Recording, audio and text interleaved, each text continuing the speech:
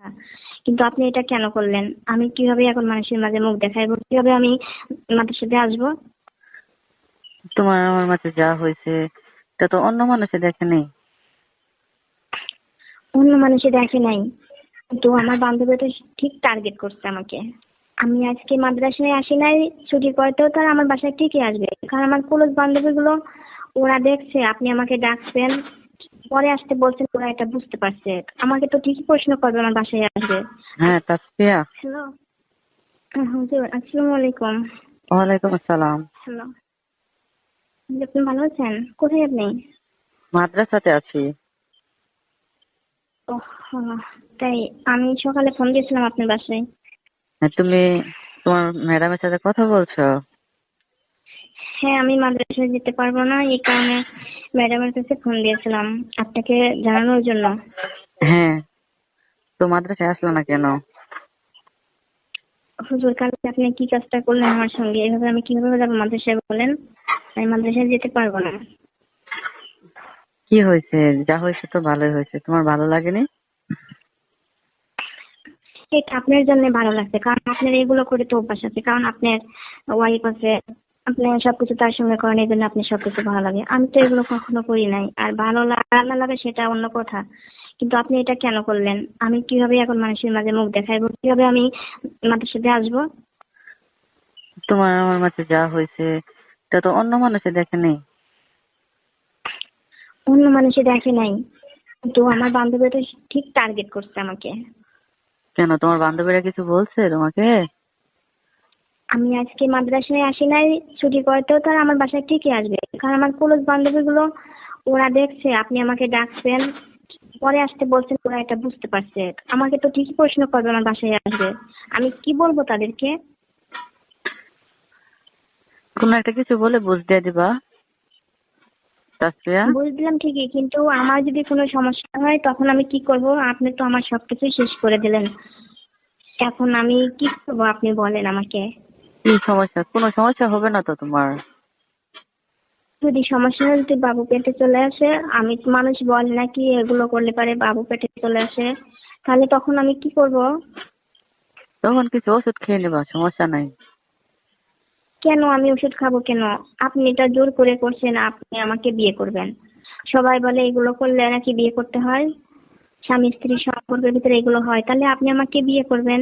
আমি তোমার হুজুর না, তোমার মাদ্রাসার শিক্ষক।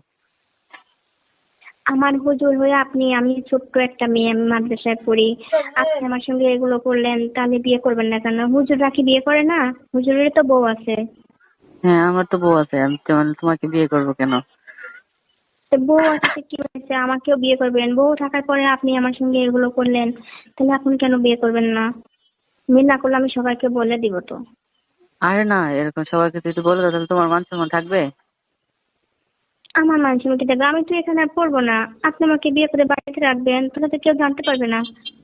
আরে না, এখন যে তোমাকে বিয়ে করি তাহলে তোমার ম্যাডামের কি হবে? ম্যাডামকে ছেড়ে দিবেন, আমাকে পাগল। নিয়ে থাকবেন। আপনি তো বলছেন, হ্যাঁ আপনি তো বলছিলেন না, কালকে যখন যখন এগুলো তোমার সাথে করলেন এসব আমি তো, যখন তোমার সাথে এসব করলাম হ্যাঁ, তখন তো কিছু বললা না। তখন কি আপনার সঙ্গে আমার কোনো প্রেম ভালোবাসার সম্পর্ক ছিল? আমি জানি আপনি এগুলো করবেন আমার সাথে। আপনি তো জোর করে সবকিছু খুলে ফেলে দিলেন, খুলে তারপরে করলেন যে হয় এগুলো অনেক মজা লাগে, তুমি এগুলো করো, দেখবে অনেক মজা লাগে। আপনি তো এইভাবে আমার সবকিছু করে দিলেন, আপনি মজা নিলেন। দেখো, আমি মাদ্রাসার বড় শিক্ষক, হ্যাঁ। হ্যাঁ, এখন যদি তুমি এসব মানুষকে বলে দাও তাহলে তো অনেক তো সমস্যা হবে।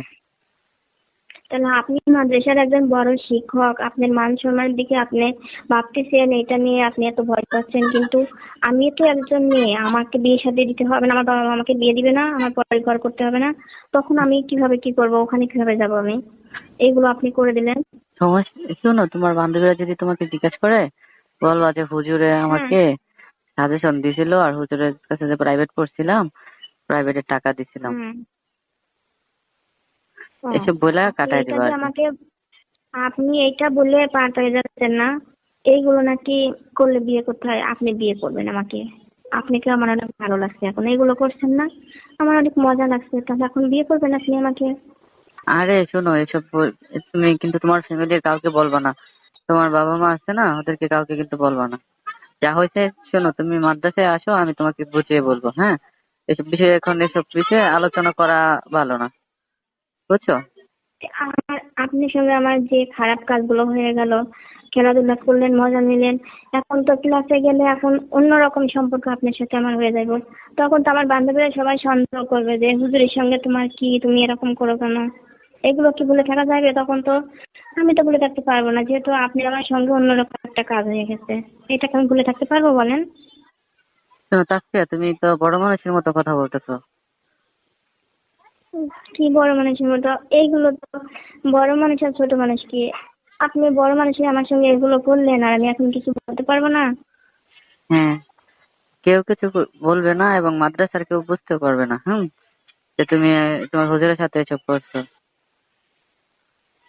তার মানে আপনি আমার সঙ্গে এগুলো করলেন কতদিন? আপনি আমাকে যেমন টার্গেটে রাখছিলেন, রাখে আমার সঙ্গে আপনি এগুলো করে দিলেন, আর এখন আপনি বলতেছেন কাউকে বলবেন না। কেন? বললে কি হইবে? বললে কি হবে? এসব কথা কি মানুষ কি কাউকে বলে?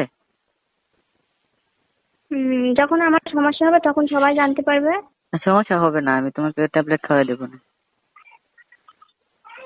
আমি ট্যাবলেট খাবো না। হ্যাঁ, ট্যাবলেট আর আমি তোমার তো খাবো না। এটা প্রথমবার হয়েছে না, ট্যাবলেট খাইতে হবে না, সমস্যা নেই, বুঝছো? সমস্যা নেই? আপনি বলছেন সমস্যা নেই।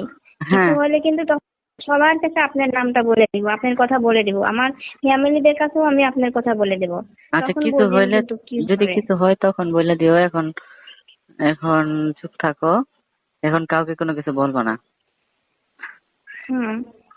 বুঝছো আমি তাসফিয়া? তাহলে কিছুদিন আমি মাদ্রাসায় আসতে পারবো না, আসবো না আমি। কেন? মাদ্রাসায় যদি না আসো তাহলে তো তোমার বান্ধবীরা অন্য কথা ভাববে। আপনি ওইগুলো করলেন